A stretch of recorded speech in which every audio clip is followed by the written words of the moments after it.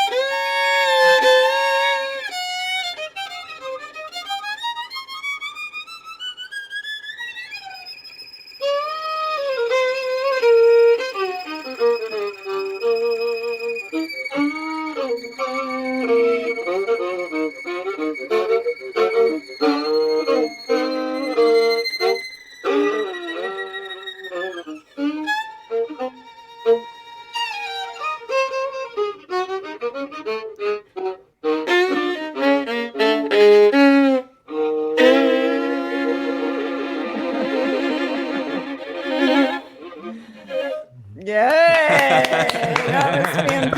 music. Wow. Wow. Wow. Well, welcome, Darol Anger, and welcome, Alex Hargreaves. Thank you guys so Thank much you. for joining me on the live dispatch from home. How is everybody? How are you Well, doing? as good as to be expected. We're given everything. We're happy to be playing music, Yeah. Absolutely. and one of the things that both Alex and I have been experiencing is just the amount of people that are, really just kind of just doing personal healing, just by playing music at home and just having music in their lives. And Yeah. so that's it's a great it's a great thing to be a part of. Is that, Yeah, it's very Mhm. very therapeutic, isn't it? I know we've all been through things in our lives, but geez, pandemic and passing of loved ones and fires and everything else. It's kind of Fires, nice to giant have hurricanes, tornadoes.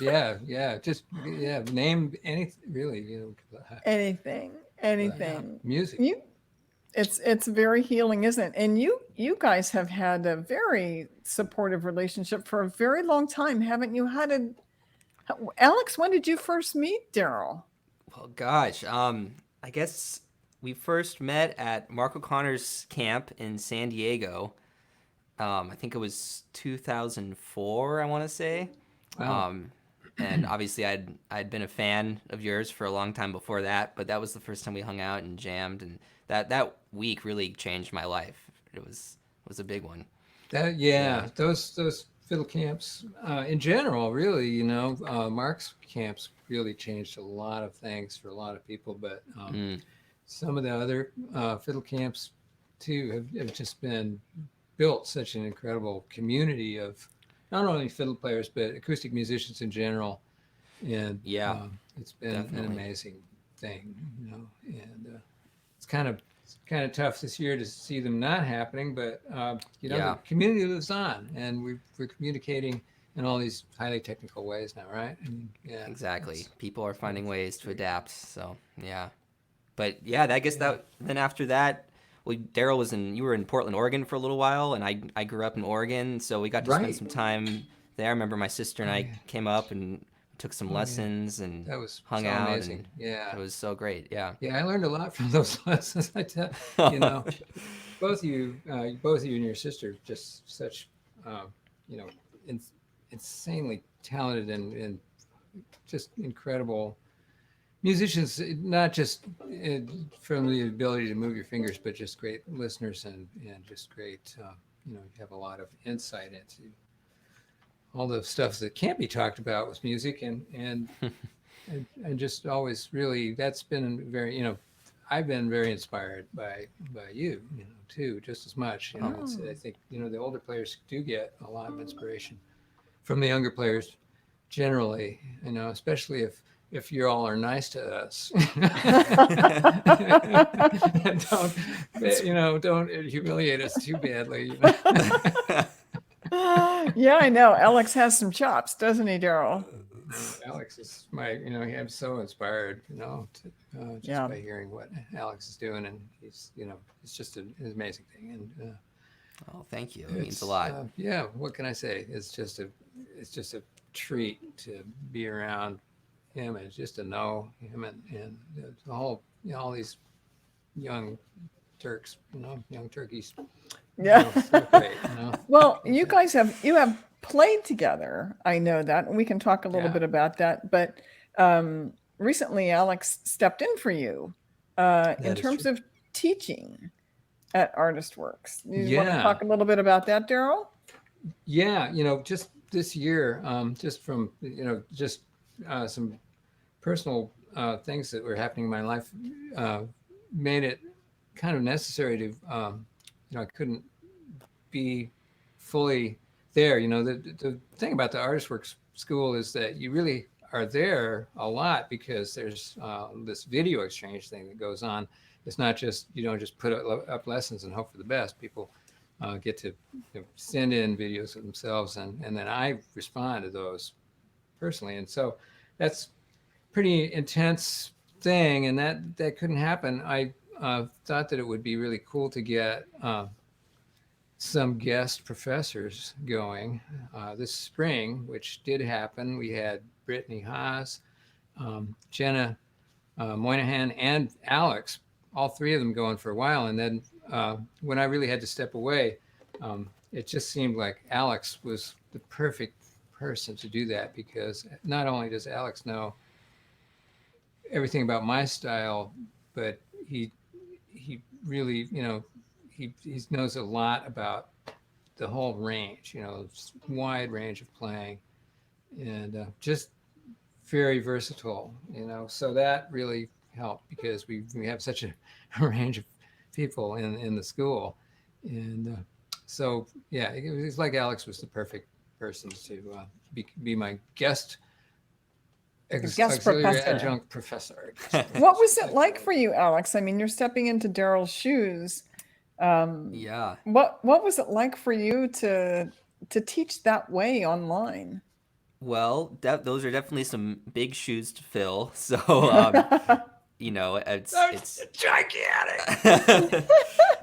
it was great though. I mean, I've been hearing a lot about ArtistWorks for quite some time through my good friends like Darol and Mike and Tony and everyone involved, and so I was somewhat familiar with ArtistWorks, but I never gotten to experience it before. So I really enjoyed it, and really enjoyed working with all the different students from different musical backgrounds and different parts of the world. And I learned a lot. And I selfishly, would go every now and then, would go check out some of Darol's lesson videos he's posted over the years. And I've learned a lot from that as well. Well, we're getting some comments on the side here that that quite a few people that were there when you were taking over, Alex, that they said cool. you did just a fine job. So Oh, yeah. Isn't that Oh, nice? yeah. Peggy Earl said you were hey, Peggy. terrific. Yeah, I loved working with Peggy. Yeah. she's amazing. And So then great. Susan Seyfarth, who's on quite a few of our schools, and I thank her for that. And she joins these live dispatches frequently too. But she said you did a fine job, and that's Thank high you, praise Susan. because she's seen a lot of teachers of ours. So that's really good. So thank you Very for cool. stepping in, Alex. It was really of kind of course. you to do that, and I think that Darol picked the right guy. That was good. Oh yeah, well, I hope, Alex is not gonna, he's not gonna be a stranger, here. I'm hoping that we'll be able to do many,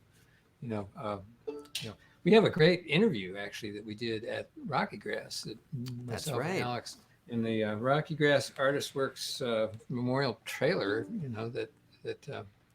Yeah, we went on and on, played and played and played, and that was Yeah. a very fun thing. And I'm hoping that we do future, interviews and kind of things together that will hopefully shed light on something, and hopefully something Something involving right. fiddling, right? That would be the thing.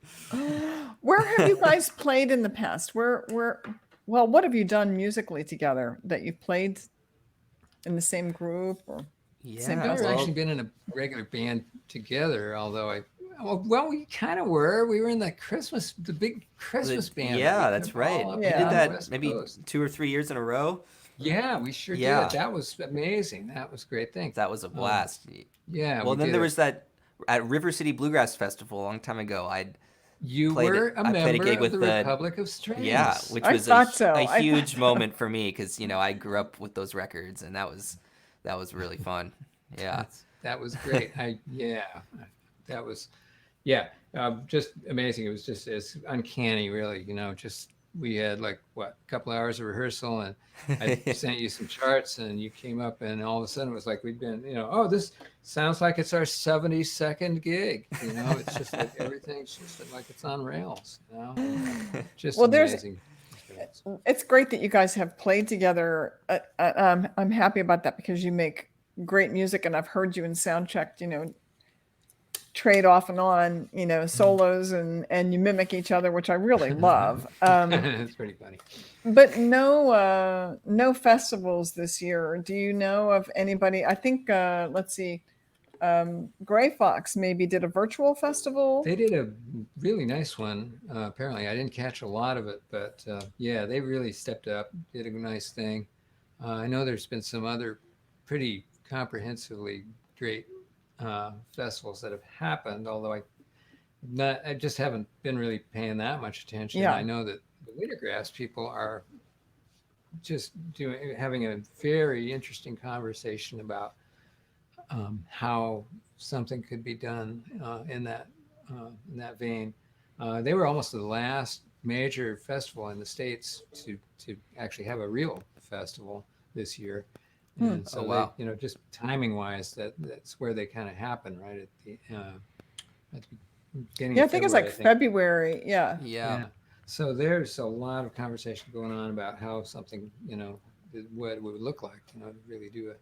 Yeah. And, It's and then, not easy. I mean, those festivals, oh, as all the festivarians here know, it's so collaborative and yeah. community based, Yeah. and you have pickup bands sometimes too. Well, I that's the know our beauty of it, isn't it? It's like a big yeah. party for the musicians. People get to play in combinations they don't Yep. get to. They get to hang. They get to visit and share Yeah. ideas. So when you don't have that, it's a little, you got to do something, right? But Yeah. it's not like the real thing. Yeah. So It's not. doing the best we can. That's right. Just Yeah. pound through. We're going to have a big IBMA convention, the International Bluegrass Music Association is having a virtual convention this year. Is that And like their street fest kind of thing?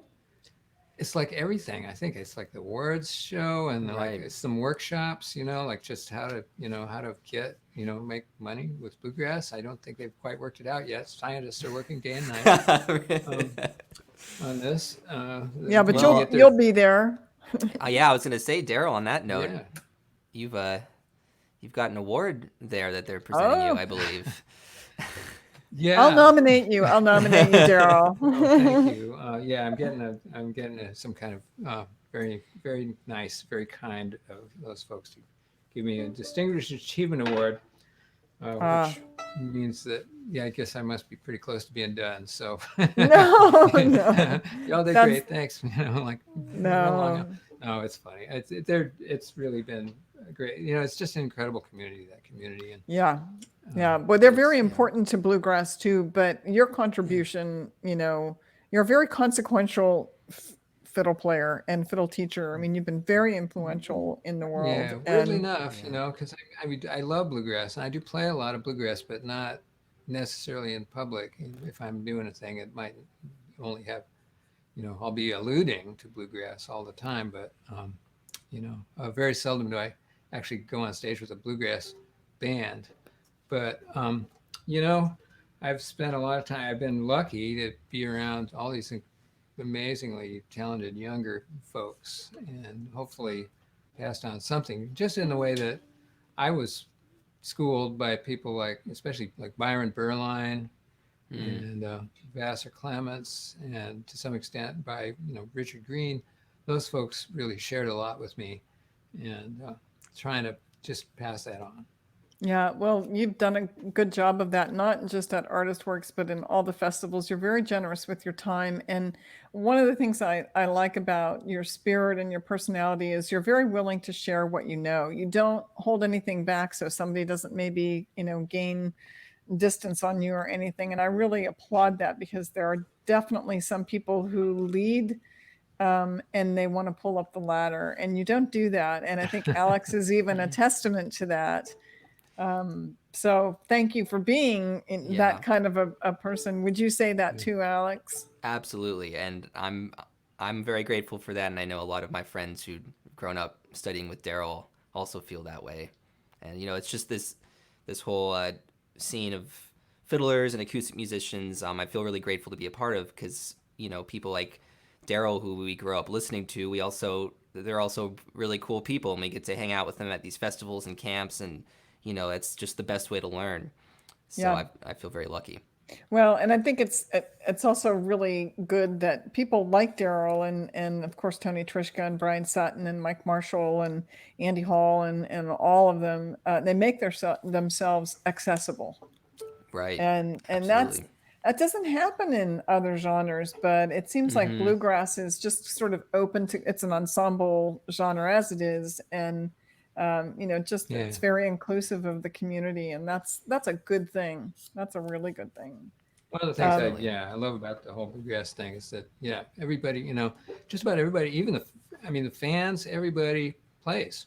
So they, Yeah. everybody's got an instrument, they play, and it's like, and that's why the style, the genre is so robust, because everybody knows exactly what they're listening to. There's very little, fantasizing about stuff. Really, the people that are on stage are just doing research and development for everybody else that's in the audience. Yeah. Oh, here's something you might try at home. Yeah. Well, you might not Yeah. want to try that, but you might want to try. How about this? How about that? Nah, let's not do that. Maybe not. Well, you have some fans and students that would like to say hello. Cool. So if it's okay with you, maybe we'll just show some of these greetings from interesting and fun places. We've got Julie, who's saying hello to Wow. Sue Seyfarth, which I think is really nice.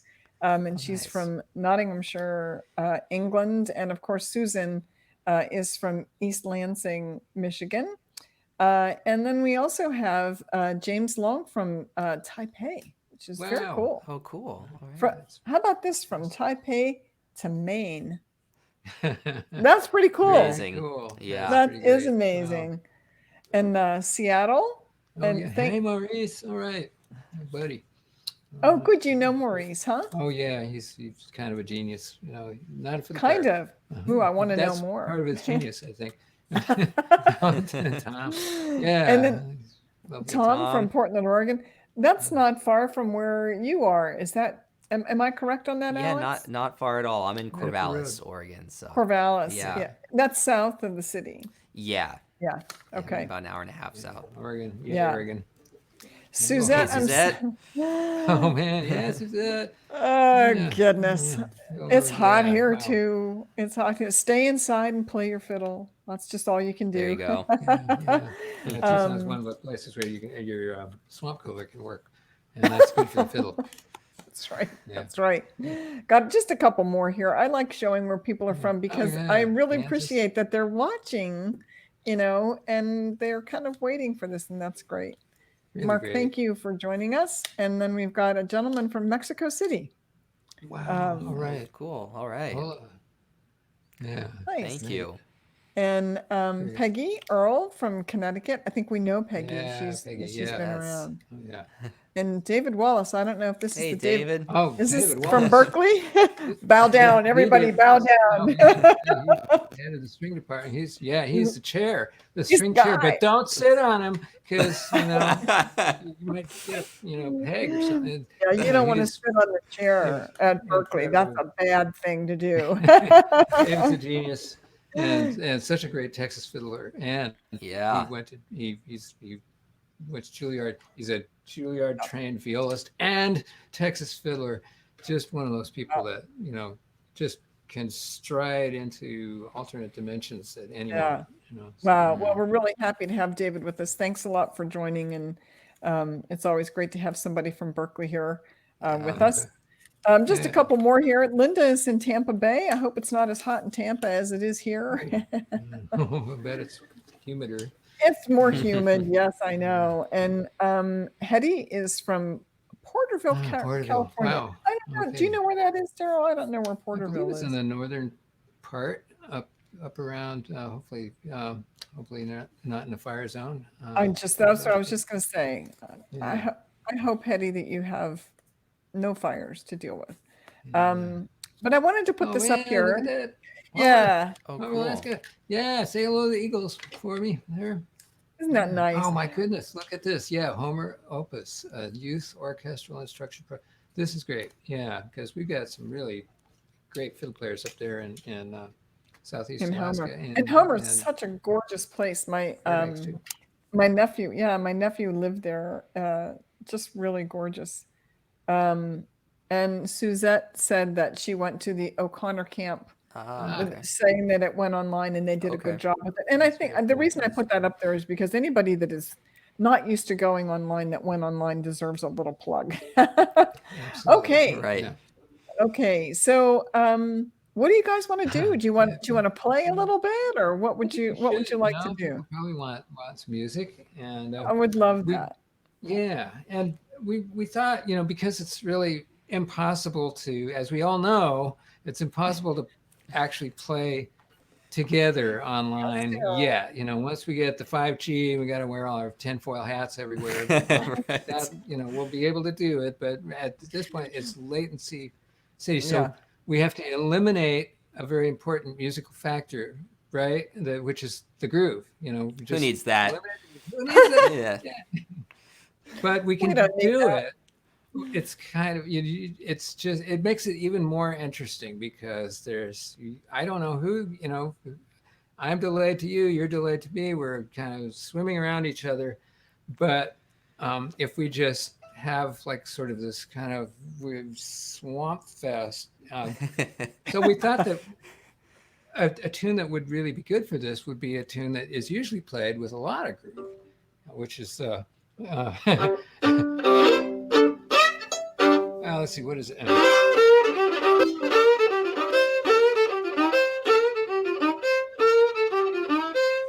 Oh, Carroll County Blues.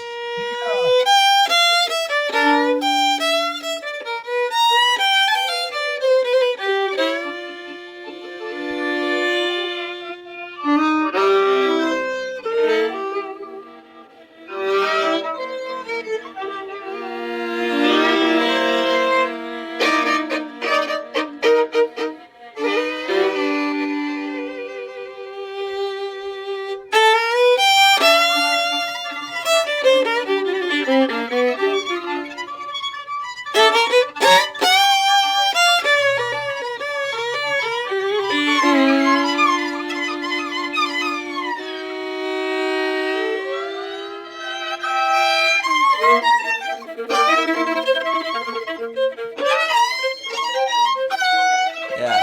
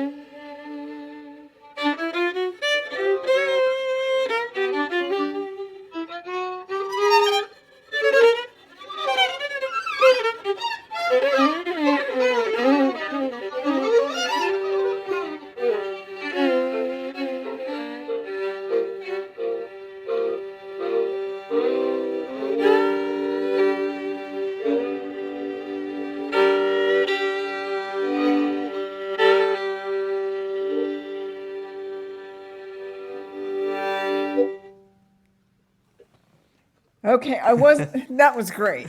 What a great way to handle the latency. That was really terrific. Well, the nice thing about these instruments is that you can just, you really, I mean, If in doubt, just drone. infinite sustain Yeah. is our thing. But it's Right. still musical, and you have to know what note to play, so that works. That's true, and that's that the question of it's always that question. How do you know where to put your fingers? And that's what we address here at ArtistWorks. But I have a question for you, and this is for either one of you. I know that Darol, you could play something, and then Alex picks up and plays like the exact same thing, or vice versa. How the heck do you do that? I mean, is it just a matter of developing your ear? Is that a good? Oh, all right. Here's the question: is that good ear training to try to mimic what you're hearing on a record or what somebody else is playing? Yeah, Absolutely. I think it's the best kind of Yeah? practice. Learning by ear, just learning fiddle tunes. The more, fiddle tunes are so great for developing language and working on your ear training because fiddle tunes provide you with endless examples for how to arrange the notes in a major scale or, a minor scale or whatever mode you're in. And by learning these really simple but really well-crafted melodies, I think that for me it's really helped me as an improviser, and it's helped with my ear training as well. Interesting. Yeah, absolutely. And it really goes back to how people have learned for maybe thousands of years. Really, just listen and repeat, and it's just one of the most basic forms of learning that we can do. Is so Yeah. being able to do that is you really get to know your instrument. You hear somebody else play something on the same instrument and go, oh yeah, okay, right, yeah, it sounds like, it's not. It seems very magical, and it's always good, showbiz, but it's also incredibly useful as it's one of the basic ways. Yeah, To me, it sounds like you learn to play the notes that you're hearing from someone else first, and then you try to mimic their style, which is something you guys do really well. I mean, if I closed my eyes when you were doing that during sound check, I really wasn't sure who was playing. And I just wonder, how do you develop your ear to pick up? It's like picking up somebody's dialect or something, isn't it? It's like picking up definitely their. is. How do you do that? I mean, is there some special way to develop that skill? Darol? Darol? That's Darol. Yeah, that's a tough question because I'm not really that great of a mimic. I can't do accents very well, and I don't really. The only way that I can really mimic other fiddle players is to kind of get into their headspace a little bit, and people that I deeply understand, feel that I deeply understand their playing, I can kind of do that with. I think, I'd love to just pass this question off to Alex because I think Alex does a great job of imitating people. It's true. It's true. He doesn't, and I want to hear you guys do some of it too. But Alex, what do you think? How do you pick up on Darol's style when Gosh, you're doing that? just from listening to him a lot, and any of my favorite players, that's something I've actually been really enjoying doing over the last few months too, which is something I grew up doing more of and then kind of let slide a little bit over the last few years. But that's transcribing and learning solos and playing along with records, and just trying to like Darol was saying, get inside the head of whoever it is that I'm checking out and like try to play along with them and figure out all the subtleties, what's going on with the bowing and the groove. And I've been getting back into Vassar. He's always been one of my favorites, but I'd be curious to hear Darol talk about Vassar because I hear Vassar in your playing, but in such a natural way. And Vassar's one of those deep musicians where it's we can all learn Vassar licks and play them, but it kind of sounds gimmicky. But then when you hear him do it, it's such this natural, organic, soulful thing, and that's I love Darol how I hear Vassar in your playing, but it's in a very organic, real way. And I was wondering That's cool. like how you checked him out and what your process is. Thanks, Alex. It's really about people that you really, when it's one thing to imitate, like you say, just make your fingers do the thing and just say, oh, what are they doing? Oh, okay, they're like, maybe playing close to the bridge or whatever. Yeah. But what are they saying? And Vassar for me kind of broke something open for me, like just as far as the spiritual component of Vassar was really the first fiddle player that I heard that really made me realize that fiddling could have a deep spiritual, underlying, thing, like just really say something very profound. And whatever it is that's going on with Vassar, it kind of just grabs me so much. And many people, it's just this heart thing. It's like this, there's like a sadness underneath everything that, it's just like the despair, that's going on. It's like the human condition, and then there's joy on top of that, skating around, but underneath, Wow. Yeah. that thing is going on, and that just continues to resonate more with me. And so, how to express that on the instrument without necessarily playing, all that, Right. all that stuff. Yeah. There's things that just sort of happen naturally because of, if you have the feeling, the emotion in your body, then it's going to come out. And certainly if you've been playing long enough, if you got your technique solid, then just sort of having an attitude will make that work. Same thing for somebody like, Byron or the Texas guys, there's a lot of just, kind of like, there's a Texasy thing, like, let's go. We're riding the range here. There's that the kind of implacable. It's just not going to stop. And a lot of really interesting humor, going on where you're just like,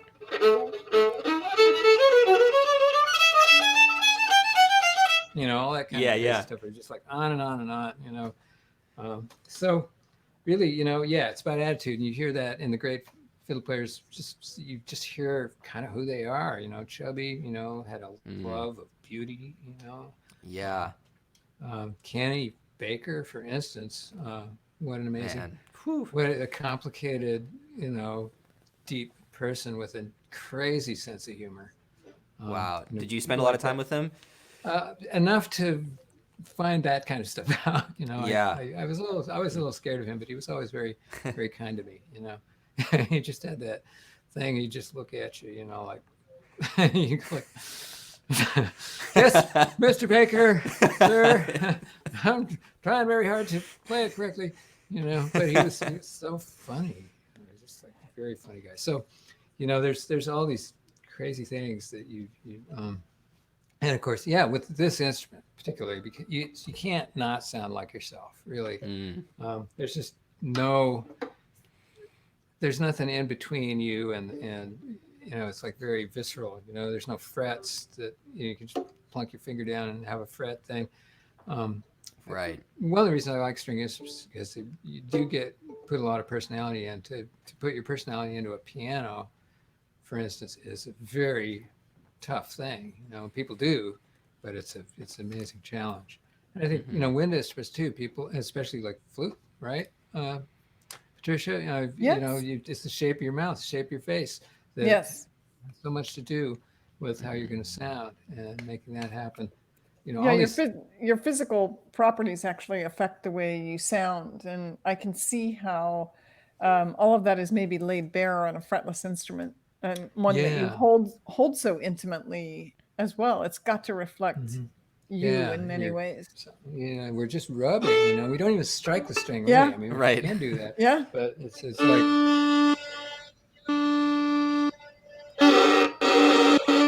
right. There's all this levels of it's very it's not digital at all. It's very analog because it's just these infinite levels.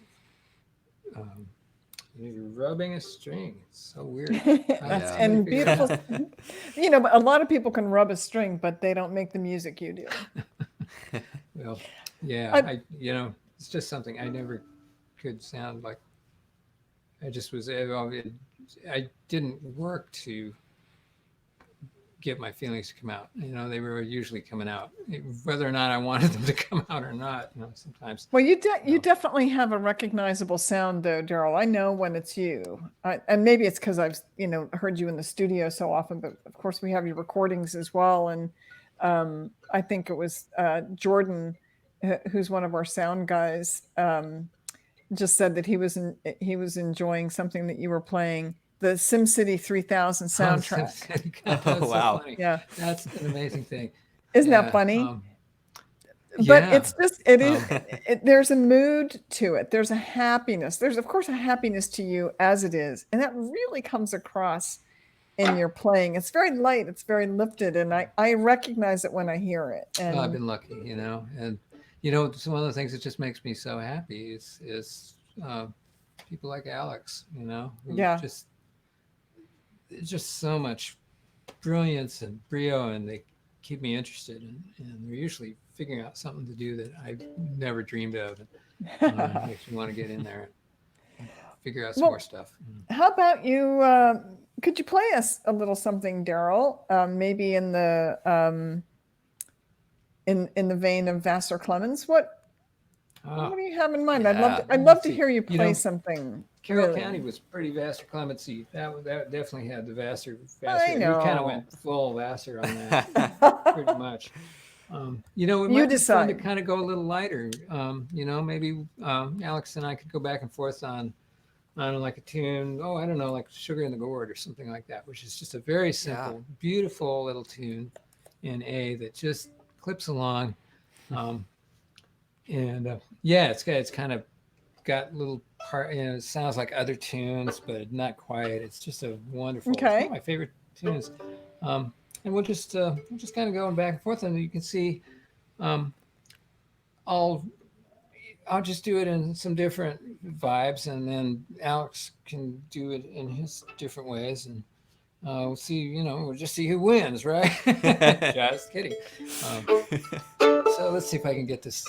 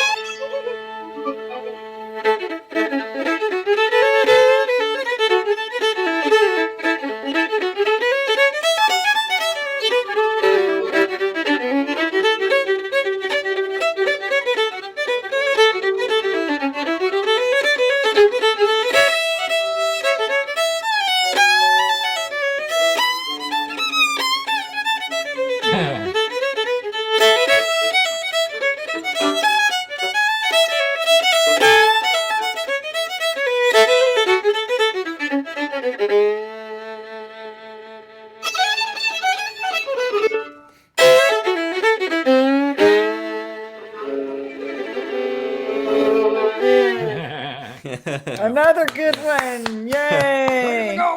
That's a good one. Thank you so much for doing that. That was great. Really appreciate you sharing your music with us. Two very talented musicians here. We have a couple of questions, and I wonder if I could maybe ask you both this first one, and then there are two more that I'd like to maybe just assign, so to speak. Cool. Is that okay?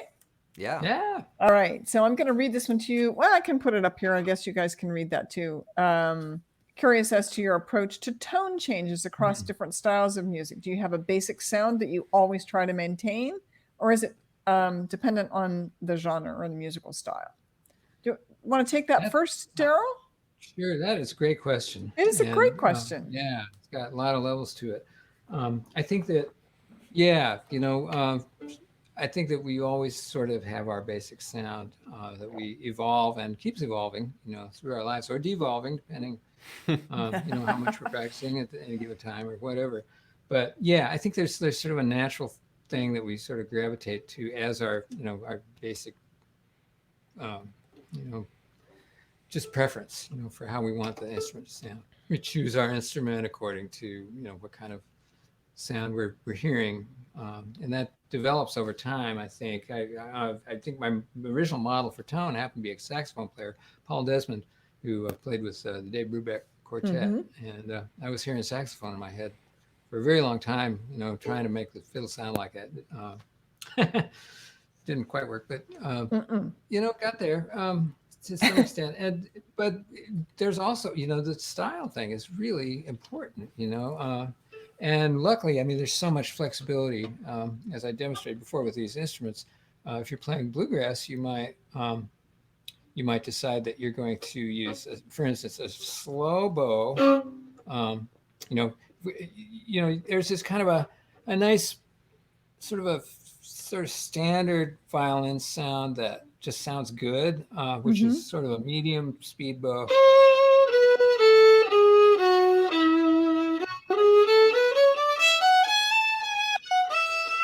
Right, so you're just having the sound, but with bluegrass, you might want to slow that bow down, put some more pressure on it.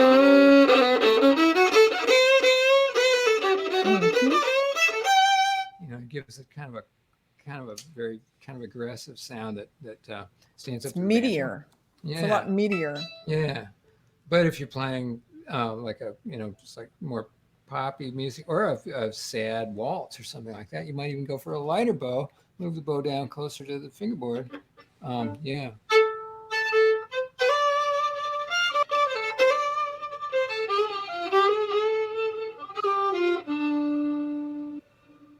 Right. So there's huge range, and it's just like speaking, sometimes you're instructing, or you're like trying to make a point, or maybe you're just talking to somebody intimately and just admitting something, You're confessing. You're confessing something you shouldn't have been doing. So, and the instrument's so great. I don't know, Alex, what do you think? Wow, I mean, that's beautiful. I don't really have much to add, but yeah, I think it's just exploring the full spectrum of colors you can get from this instrument, because you have quite a few options on here, and there are so many great fiddlers and violinists in different traditions who have kind of shown us how many different possibilities there are. Yeah. So I love just kind of exploring that, and I personally feel like I'm still trying to find my own sound, but it's really inspiring hearing Darol talk about that process. And regardless of instrument, I think that's really important to find inspiration. So like horn players, like Darol mentioned, I love Wayne Shorter's sound, or like Lester Young. I love listening to different singers and other instruments too, and just trying to find. And I hear that. Yeah. That's interesting. Great. I mean, Alex has the chops to put across a lot of different sounds, and what's my sound? Your sound is it's all underlying. That's the great thing. It's your brain, your mind working, and that's the sound right there. It's like what comes out of you, like what you react to, and what's coming, just what's around you, and how you be Alex, in that situation. It's not necessarily, about the tone. And that's beautiful, because But you're it's so I aware. find it very interesting that you both said that you're listening to jazz musicians and they're non-violin or non-fiddle players. You mentioned I think Dave Brubeck and Wayne Shorter, and I mean Yeah. those are some pretty serious musicians. But then it sounds like your advice is to also listen broadly, not just to your instrument and not just to your genre. You can really find so much, new stuff, if you listen outside your instrument. And for years, I listened to guitar players almost exclusively. And for a while, I was like listening to banjo players. Yeah. I bought, one of the first bluegrass records I bought was like a two banjo record. It was called New Dimensions of Banjo and Bluegrass with a couple of Marshall Brickman and a fellow that played on the the dueling banjos record, Eric All right. Weisberg. Oh yeah, And yeah. So I was trying to learn fiddle tunes, the banjo versions of fiddle tunes, which was really There you go. yeah. So that was interesting, but that just is going to stretch you so much, right, Alex? I mean, especially the great saxophone players. Yeah, I mean, really anything. I feel like at the end of the day, it just comes down to what you're moved by musically, and it could be something totally unrelated to what you play, but I'd like to, I'd like to think that it all somehow works its way into your own sound, and Yeah, at least absolutely. I got to have faith in that process because I'm all over the map, That's right. But that's good. That's good though, because you have a lot of influences on your style, and eventually it will just become your own expression of yourself. I say you're there, but I Oh, understand thanks. that think you may not feel that way.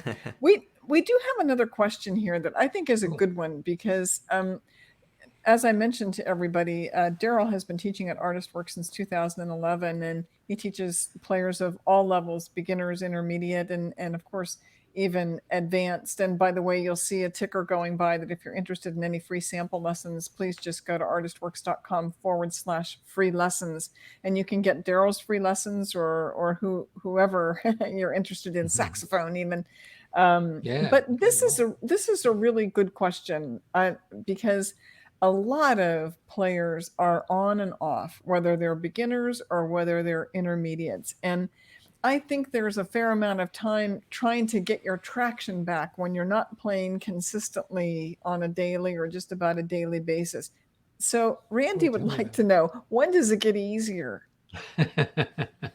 Wow, it's that is a tough question because you're going to have days. You're always going to, no matter how much you practice, there's going to be days when you pick something about this instrument. I don't know, maybe other instruments, but definitely I can talk about this one, that you're going to have always, have days when you pick the thing up and I don't know how to play this thing. Did I have a stroke? What's going on? It's just, there are days that it just is not going to happen. And I spent a few years, this is the kind of instrument that has a steep learning curve at the beginning and a steep learning curve in the middle. And at the end, it's also a steep learning curve. So, it's, it's kind of, that's the choice. That's choice because you have the potential for so much on this instrument. But I spent a few years trying to just come up to some kind of acceptable baseline of playing that I could, that I could sort of stand to listen to myself. And, well, maybe I could be above that, but I'd never go below that. And I found that worked for about 15 years and then it didn't again. And so, well, should they play every day? I'm sorry, I didn't mean to interrupt you, Darol. Oh yeah, no, that's a good question too. Playing every day is great if you can do it. And I think definitely, you need the habits, you need to ingrain your habits on this thing. But, a lot of it is like finding music that is easier too, like kind of researching, you might say that, well, the music that I really am trying to play is like, it might be jazz or it might be like bluegrass or something like that, but maybe there's a place for a type of music that might be easier for you that you can also kind of just fall back on. Stuff that's just as simple. You might even want to tune the instrument, right?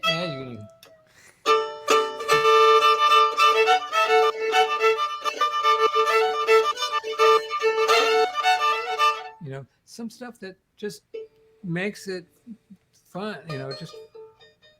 It shouldn't all be hard work. Yeah. If you can find a way to make it a little bit more fun for yourself sometimes. Yeah, then you'll play more often. That's right? absolutely true. I don't know. Is this making sense to you, Alex? I don't know. It's just definitely. It's such an amazing question. It was a great question, but what would you like to add to that, Alex? Do you have anything else to say about how maybe we could make it easier for somebody as they're an on again and off again player? I mean, mostly just what Darol said about either finding something that might be a little easier for you to play, so it can allow you to focus or think about other things that usually you don't have space for, if you're playing something harder, or just the love of playing music. Like, we all chose to play an instrument for some reason or the other. So, it never hurts to get back in touch with that. And that I think is inevitably going to make things easier if you're enjoying it and playing music that you really feel connected to. So I think it's good to, because we're all going to, like Darol said, we're always going to hit these walls and get frustrated. So I think it's almost like, how do you trick yourself back into it? It's like playing kind of mind games with yourself, at least for me. Or if I'm not feeling inspired to play fiddle, sometimes I'll find other ways to get inspired on music, whether it's, drumming or piano or singing or whatever it might be, something that's kind of feels a lot more out of my element. And then before you know it, I'll be really inspired to pick up the fiddle. So I kind of have to trick myself, Yeah, that's interesting. Well, we're almost up to the hour mark, and we've probably got more questions than we can answer. But there is one here about rosin, so maybe we could just briefly try to answer Mark Burton's question. He's asking about how important it is, like the amount and the kind of rosin that you use in applying it, and do you need to apply it more often to different parts of the bow? He's got some questions there. That would be a great video exchange question. Certainly would. But Darol, could you just maybe give him a brief tutorial on that so we get his question answered? This is a really good, another fantastic question. And this is something I could see expanding this into a whole lesson, ArtistWorks. I've got some stuff on rosin, but this is great because, what constitutes enough, or not enough, and depending on where you're playing on the bow, if like a lot of Irish players never get out of this part of the bow, they're always up here. So why do you need to rosin this part? They're all up there.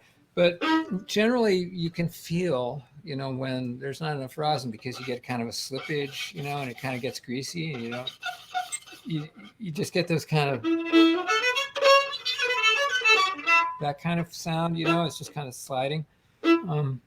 So the trick is to not put too much on, right? And even, let's see, I'm going to just get my rosin. Okay. It's right over there. Okay, I'm back. So if you're using, you probably just don't want to put that much on, right? You just do a little bit, and then see how that feels. Did that make a difference? Back in the day when I was Alex's age, might be a week between times that I would rosin my bow.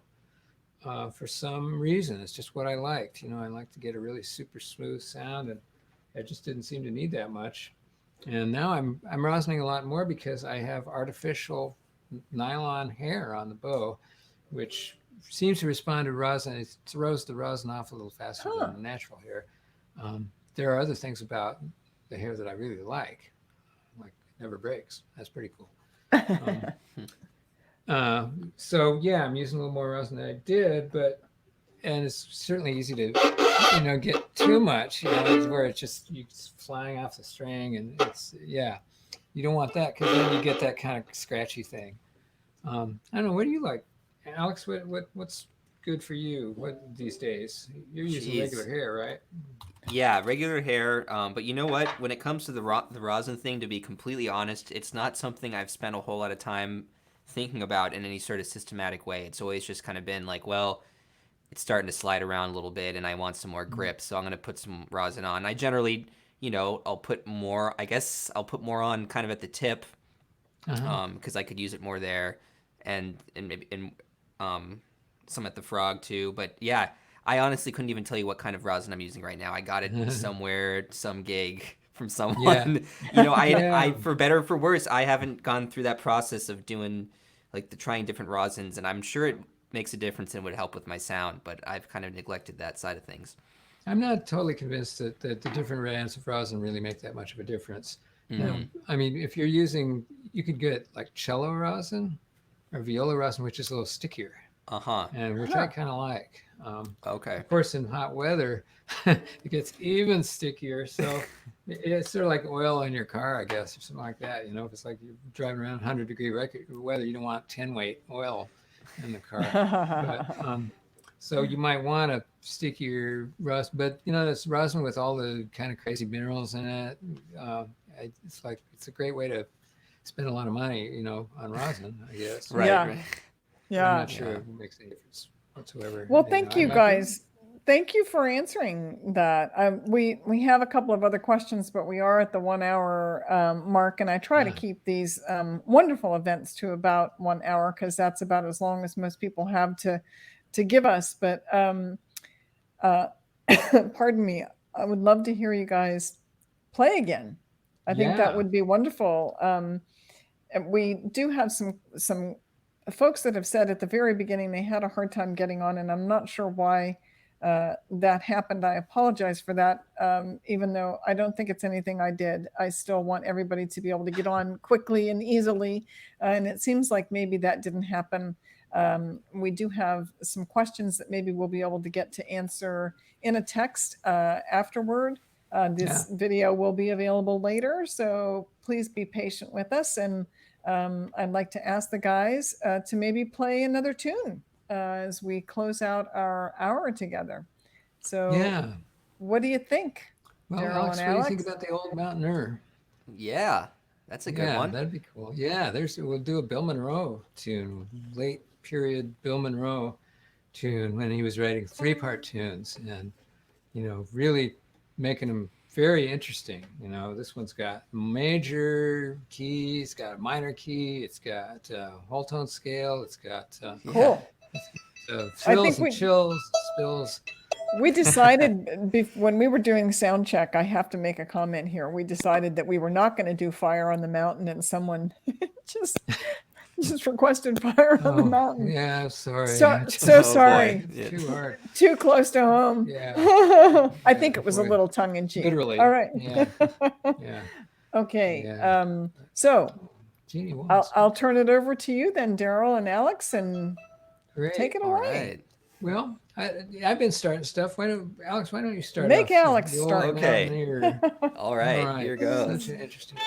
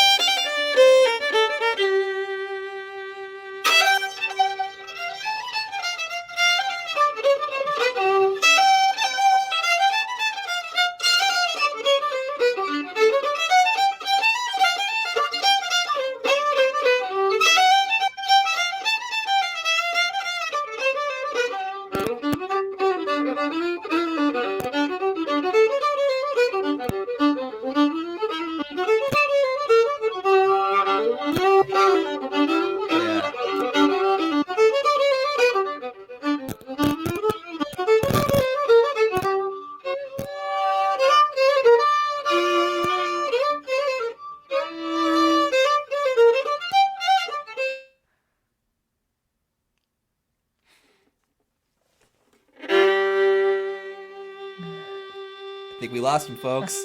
I think So we here I might have go. lost-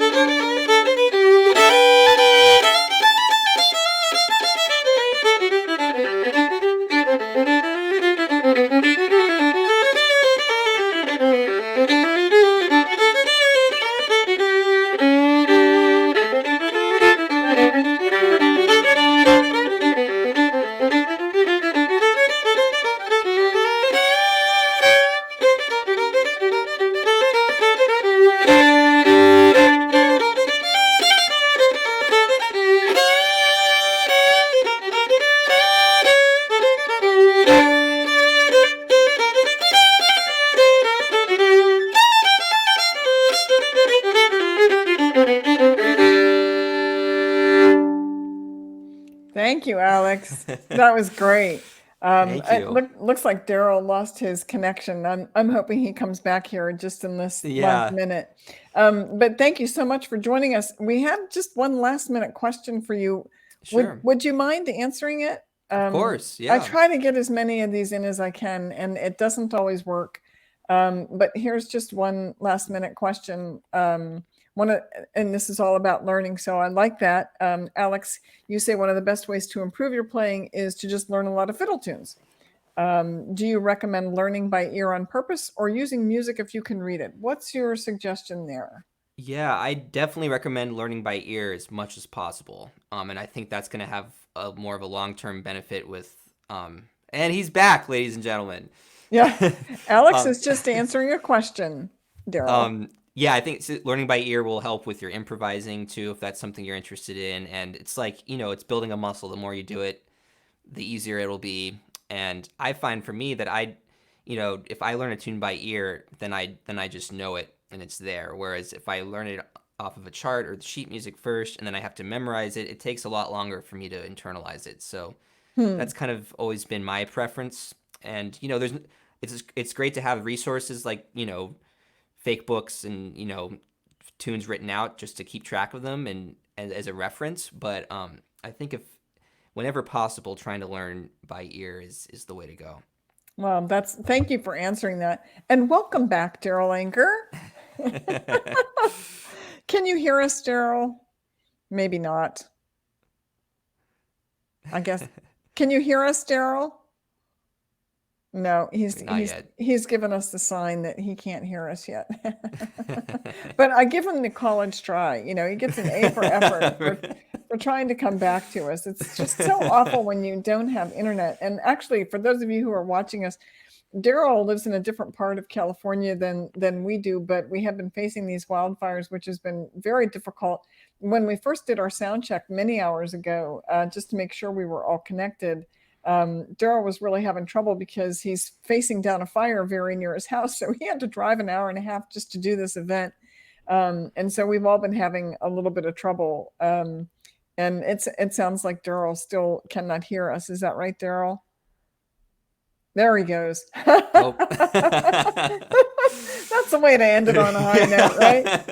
Oh my gosh. Well, Alex, I will thank you once again for being with us, and thank you My pleasure. very sincerely for stepping in for Darol when he was having a situation in life that did not allow him to be as active as I think he really wanted to be, and we really appreciate it and thank you for it. And I know Darol thanks you for helping us out too, right, Darol? Yes, right. Yeah, it worked. There he is. Somehow. Yeah, I did. Stretched. Oh, man. Okay, well. We did that as long as we could. We even took an extra question, which was really wonderful. Oh, great. But Darol, would you like to end this any other way, musically, or Oh, what? I'd What like would to you like? finish my tune. Oh, go ahead. Go ahead. I Go don't right know how ahead if far that's what I you'd did. like to do. Yeah. Well, it's funny that I thought the computer was plugged in, but it happened to not be plugged in, so it just went dead. So it's the computer's fault, right? Yeah. So where was I? I was right in the middle of the tune somewhere. Go right ahead, my friend.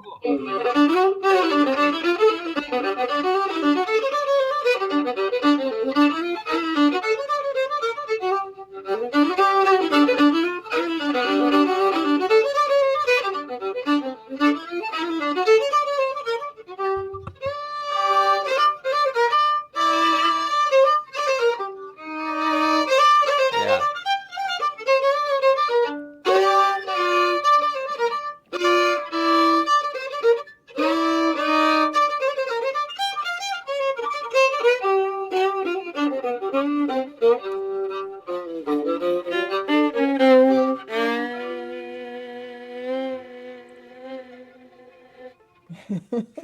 It's like yeah, it's like shaving a haircut. You got to get that 2 bits, and you got to finish the tune. Yeah. If anything's going to make everything come to a complete stop. That's right. Well, thank you for your tenacity, Darol. I was telling everybody how much I appreciated the fact that I know you're staring down a fire at home, and you drove an hour and a half just to do this live event, and I know you've got a drive to get home. So thank That's you. okay.